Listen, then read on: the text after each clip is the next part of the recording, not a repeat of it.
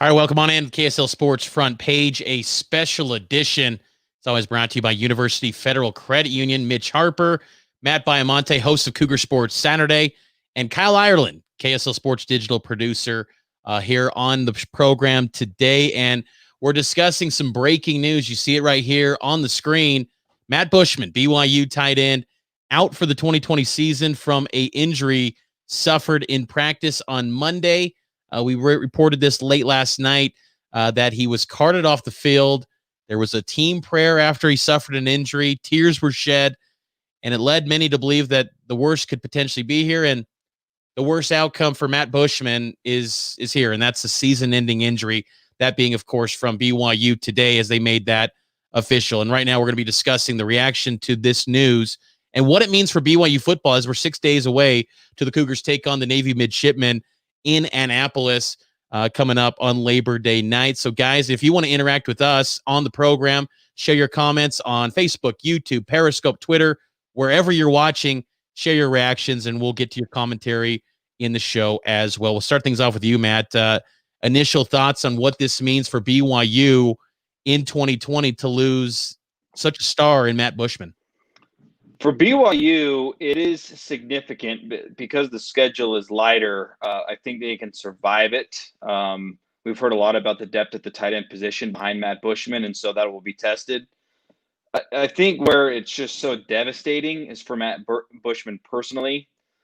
I mean, I can't help but this is honestly one of the first thoughts I had was, guy is going to be a father in the mere weeks. And now, depending on what the injury is he going to be a scooter? Can he even drive his family home from the hospital? Like I'm expecting a kid and wow, it's almost 2 months now. And I'm already looking forward to that moment, what it's going to be like. Mitch, you've been through those moments before. Those are special moments, and that's going to always be a part of that now. And then from a professional standpoint, what does this mean for the NFL? What does it mean for his professional career? Can he recover from this? Can he be back to his old self? Will he need to return? If he does return, is his age going to play a role? I mean, it's just devastating. And to me, guys, I don't know how you feel. This is the most significant fall camp pregame injury that I can ever remember in BYU football history. It is absolutely devastating. You heard that Steve Clark earlier on KSL News Radio a couple months ago said the offense was built around Matt Bushman. They were going to feature Matt Bushman. I can't think of a more significant injury that's ever taken place prior to a game being played. It's horrible for Matt Bushman, and it would have been horrible for this team if they were playing their old schedule, but the schedule is just much lighter than it was before, so I think they can survive it, but it's just horrible news. It really is. And when you bring up that thought about, worst injury maybe before a season taking place, it's an interesting thought. I mean, my first player that came to mind was it's like a guy like Russell T. LaVea back in the day. But I mean, Bushman is different in the sense that he turned down the NFL to come back to BYU, and it wasn't necessarily a guarantee that he was going to be drafted per se. And I think that's one of the reasons he wanted to come back. I also think that he just genuinely loved BYU and wanted to get the program off this kind of streak of mediocre seasons. I think there was a vested interest in saying, let's finish the job, but then also improving the draft stock. So when you factor that, the factor of being a father soon, it's tough and it's a difficult thing. And I gotta imagine him and his wife Emily are keeping things optimistic and trying to make the most of this situation. But it's very difficult. And Kyle, what do you feel the outlook for BYU football becomes now with Bushman out for the rest of the season? Yeah, I think Matt brings up an interesting point because had BYU been playing the Power 5 schedule that they had originally on this 2020 slate, I mean, Matt Bushman was so vital to that success that BYU was hoping for. And so because the schedule is a lot lighter, I mean, your teams are not the powerhouses that they were originally, right? You're not opening the season against the University of Utah. You're opening it against Navy. Not trying to diminish the fact that Navy's not a good team, but they're not up to the level of athlete that the University of Utah has, right? And so the defenses that BYU is going to be playing throughout this season, Minnesota and Troy, like they're not apples to apples, right? It's apples to oranges. And so being able to put together a schedule like BYU's had within the last few weeks and to be able to get a schedule like they have throughout a pandemic, I think is impressive. But to not have Matt Bushman, I think would have been worse had they had the original slate of games. I don't think that it'll hurt BYU's record as much. I'm not saying that he's not their best player and he's not going to make, his absence won't make some sort of an impact, because it will. I mean, all of a sudden, Zach Wilson's number one target is gone, right? And so I think that those things aren't to be dismissed, but the amount of impact that they'll have is lessened based off of the schedule alone, in my opinion. I will say this, Mitch, just to jump in quickly. I do think offensively it's going to have a big impact, because I don't know if BYU can go double tight with the current personnel, and it's going to put undue pressure on a freshman who has very limited playing time. We have 1 or 2 career receptions in Isaac Rex. Now, you and I believe he's going to be one of the next great BYU tight ends, but that was not supposed to be his role this season. And now he has to play a role that maybe he's not prepared for. I think he's got the talent and ability to do it, but that could change the entire BYU offense. It's going to be fascinating to see what this coaching staff has to do this week, because the game plan in some respects has to go out the window. I just have to believe that there was going to be a heavy dose of double tight with Bushman and Rex. And now, are you comfortable double tight with Isaac Rex and whoever that person's backup is? Because that wasn't listed on the depth chart. And so it has ripple effects amongst this BYU offense. The one positive that I do think to that, Matt, because that is a great point, is that this staff, they're only going into year 3, but they have a lot of experience with adjusting on the fly. Think back to last year. You were kind of a pick and pull type blocking team, and then you become a widespread blocking team. It just changed because BYU has suffered so many injuries the past few years that they've had to evolve on the fly. 2018, they go from Tanner Mangum to Zach Wilson. There were so many injuries in between there. So this staff is used to adjusting. And I think one of the themes of fall camp this past month was being very multiple, both offense and defense, and having a lot of moving pieces that can play in a lot of different spots. And maybe that can have a little bit of a payoff now as Matt Bushman is out for the season. If you're just joining us, this is the KSL Sports Front Page, brought to you by University Federal Credit Union. Mitch Harper, Matt Baiamonte, host of Cougar Sports Saturday, and Kyle Ireland joining this show, digital producer for KSLSports.com. We're discussing Matt Bushman and BYU senior tight end out for the season in 2020. Now, keep in mind, because a few of you have shared comments on social media asking about Bushman, could he return? Yes, he could return. The positive here is that the NCAA does have a blanket waiver over eligibility that he could return, but I look at this and go, he's older. He's a married man. He's got a kid to provide for. This was supposed to be the year. This was supposed to be the payoff year for Matt Bushman. And I got to think now it becomes all focus on preparing for the draft, because I do think, guys, that he could still be a player that gets drafted. Think back to, what was it? BYU played Michigan back in 2015. Jake Butt was a tight end for Michigan. He suffered a season-ending injury at the end of their season, Michigan, and that was closer to the draft in January. He still got selected. What was it? I think 6th round, I think he got selected. So there's still a little bit of a precedent that he could recover from this. And BYU didn't give the specifics as to what the injury entailed. There's been reports that it was an Achilles rupture, which, kind of scares you a little bit, because those could be career enders. But I hope that we do see Matt Bushman in an NFL jersey down the road. I'm curious, what do you see the future holding potentially, maybe, Matt, for, I know it's kind of tough to forecast that right now, but I mean, do you feel like Matt Bushman's a guy that's probably going to move forward with his life? I don't know. I don't know if that decision needs to be made right now. I think it depends on the health. If he's not healthy, you have to come back. You have to come back next year, because if you can't go into the draft saying I'm 100%, I'm back to who I was, the injury's behind me, you got to return if your career doesn't end, and knock on wood, that's not the case. So it's definitely premature to even assume that, as details are scant at the moment. But if he's not going to get drafted, like if he gets a late round or undrafted grade, I think he has no choice but to return. And the good news is the age is certainly a deterrent, but one good to great season can diminish that. We've seen that with other NFL players. I'm not going to mention Taysom because he was undrafted, but Brandon Whedon, I mean, that guy was old when he was a first-round draft pick. And the Baltimore Ravens had a tight end out of South Carolina. I think it was Hayden Hurst, who was old as well, played some baseball before and got drafted high as well. So I wouldn't rule it out coming back to BYU at this moment. It really depends on the severity of the injury and how he can. If he's healthy and you're getting I'm still going to be drafted grade, then go to the NFL and get paid and earn some money. If that's not the case, I think he's come back. Question coming in from Periscope, NM Dowdle. What does this do for Zach Wilson's confidence in the offense as a whole? You know what? It's an interesting question, guys, because I think that Zach Wilson, who was named the starter yesterday, officially, I think he's got more weapons to work with, even without Matt Bushman. I feel like the wide receivers are better this year. You lose your top 4 guys now from last season receiving yards, but I do think the talent and the athleticism and the big play potential is there with these receivers. Bushman's a huge loss, and he accounted for so many double teams, bracket coverage. He was fantastic the last 3 years at BYU. It does create some pressure on these receivers, but I think Zach Wilson can thrive. I think that Wilson was head and shoulders the guy. He earned the job, according to Jeff Grimes and BYU coaches in fall camp, for the way he played. It wasn't just handed to him because he's the older guy. I think Wilson will succeed, and I think he'll have success in this offense. What say you, Kyle?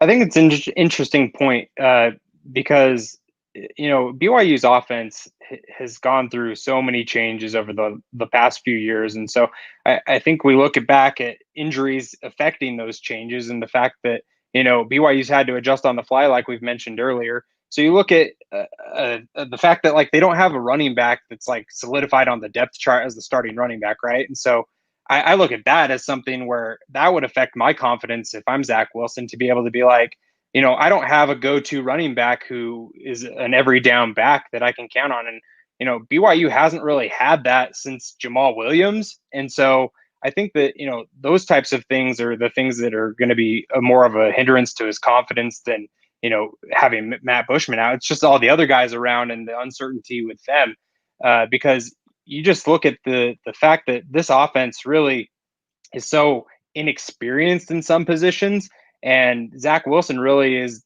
the leader. He's the go-to guy. He's got to make a lot of these things happen. And so, I look at where Zach Wilson was last year, 4 games in, right, going into that Washington game. He's like, okay, I've got Tyson Williams. I've got a senior running back. I've got a guy who I've seen the last few games who's just been super productive.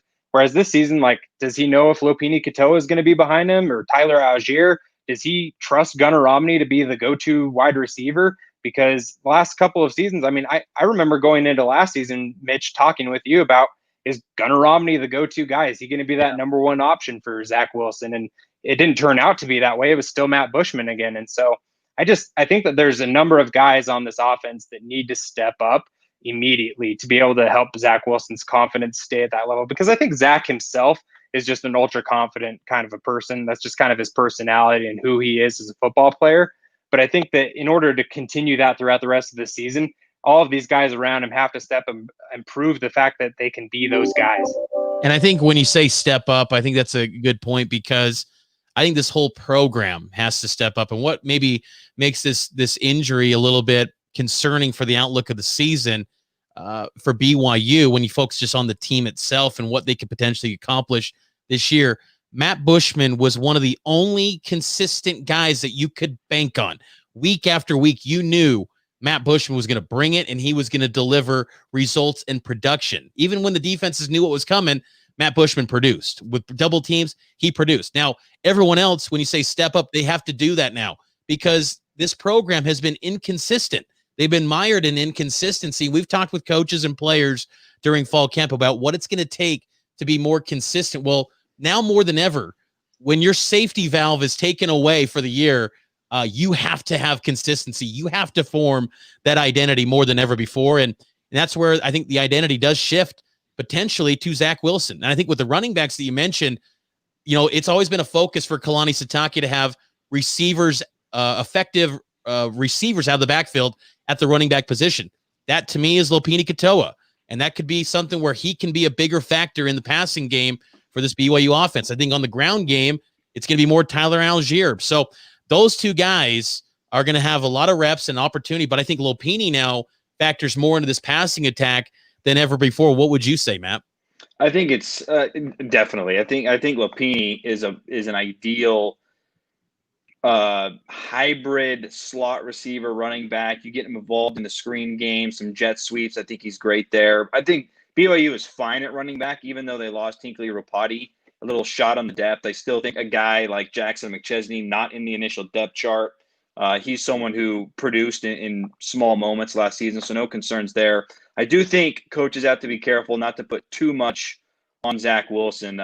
Zach Wilson has had some tremendous highs. Western Michigan, second half of that USC game comes to mind, but I just don't know if he's quite to that level yet. And maybe this is the season he proves that.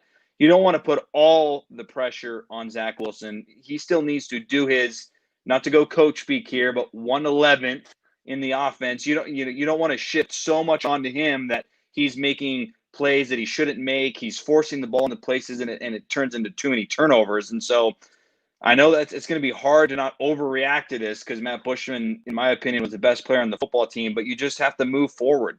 Plug in Isaac Rex, plug in Carter Wheat, Lane Lund at tight end, distribute the football to that wide receiver group, Neil Pau and Gunnar Romney. Those are the two guys where if there's any pressure, I think it's on them because those two receivers need to step up and be go-to targets. And I think they're both capable of it. We saw that from Gunnar Romney in fall camp. And we know that Neil Pau can do that as well. He was fantastic in spring football. Those guys have to replace the production lost by Matt Bushman.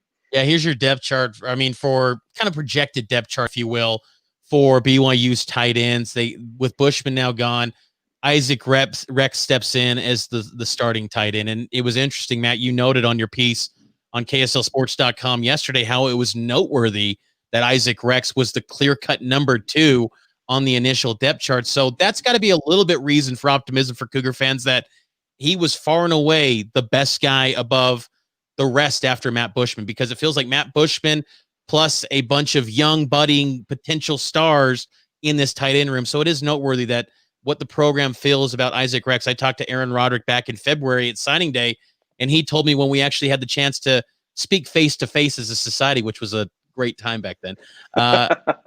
He told me to my face, he's like, Isaac Rex might be one of the best offensive players in the program. And that was back in February before the shutdown and before a fall camp where he clearly became the number 2 guy to Matt Bushman. So I think Isaac Rex is your starter. You brought up Lane Lund. He's an interesting name. He's a preferred walk-on, came from the junior college ranks, but was someone who made a noteworthy contribution in the 6 spring practices and has continued that momentum in fall camp to where he might be the number 2 guy in this tight end room. And then Carter Wheat, who got a little bit of time last year, former 3-star recruit out of the state of Arizona. Wheat is someone that coaches really like, but then also Bentley Hanshaw, a legacy kid who comes back from his mission. He's part of the program. I think you hope that Hank Tuipulotu can come back from an injury, but man, he's had 2 knee injuries, season enders the last 2 years. Might be a little bit hard to expect much from Hank, who last year at this time was one of the stars of fall camp in that tight end room before he went down with an ACL injury. You also have Ben Tuipulotu, his brother, in the program. So there's talent there. One thing Mason Wake too, Mitch. I think that's a guy. He might be second behind Rex in snaps just because his reliability blocking. That's a good point because that wing tight end role, you get Mason Wake, Kyle Griffiths.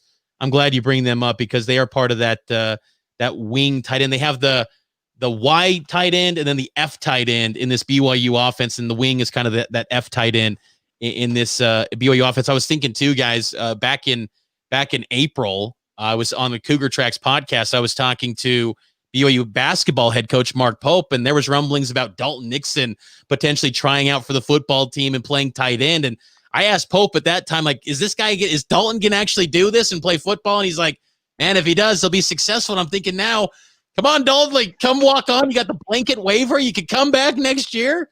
Hey, I mean, I'm just throwing it out there, but I think Dalton could have a successful career overseas in basketball. I'm just trying to get creative to find ways to, produce what Matt Bushman brought, because it's not going to be one guy that can do it. It's going to have to be a committee to try and replace the production that Matt Bushman brought to this BYU football team. Before we get out, guys, any final thoughts before we go? Sure. Just completely devastated by the injury and on it's not the end of the world, but it was set up perfectly for this tight end group, for Bushman to tutor the young guys. Next season, Dallin Holker returns from a mission. You have the pairing of Isaac Rex, who had a season being under the tutelage of Matt Bushman, and then Holker's already had that tutelage, and you have those two going forward to not have that just continuity through tight end. If Bushman comes back, that's great. But then you've got the who plays, you're juggling Holker, and just another frustrating piece of news for BYU football. And it just seems year after year there's these devastating injuries that hinder the program. Kyle?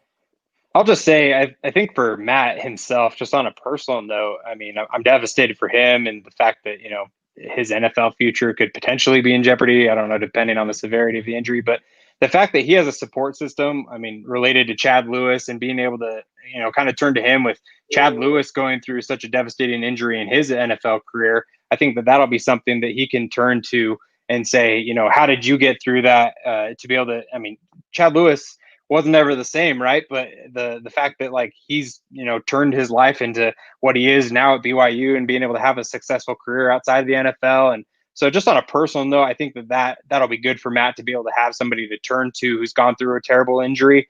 But best of luck to him. I hope that we can see him in the NFL one day, because 6 months ago it really looked like he was going to be in the NFL, not this season but next season, and so hopefully that can happen one day for him, just because as far as a football player goes, he is super talented. Yeah, I mean, and just we're in the media and we're fortunate to cover sports for a living. I got to say, Matt and I, hosting Cougar Sports Saturday, we've had the chance to interview Bushman quite a few times, and he's just a classy individual. I mean, when you hear guys like Steve Clark talking about he's quiet, but man, he's just a good person on and off the field, and you just hate when good people, beyond just football, when good people suffer setbacks that throw a wrench in things in their life's journey. But wish nothing but the best to Matt Bushman, just class act individual, and would love to see him, whether it be at BYU, the NFL, wherever it may be. The guy's going to be successful in anything he does in his life. But guys, thanks for hopping on with me here on this show, KSL Sports Front Page, brought to you by University Federal Credit Union. We'll be back on this program here on Facebook Live, YouTube, Twitter, tomorrow at 4 p.m. We'll be giving you the latest news in the world of sports here and locally and nationally from KSLSports.com. So talk to you tomorrow here on the KSL Sports Front Page, brought to you by University Federal Credit Union.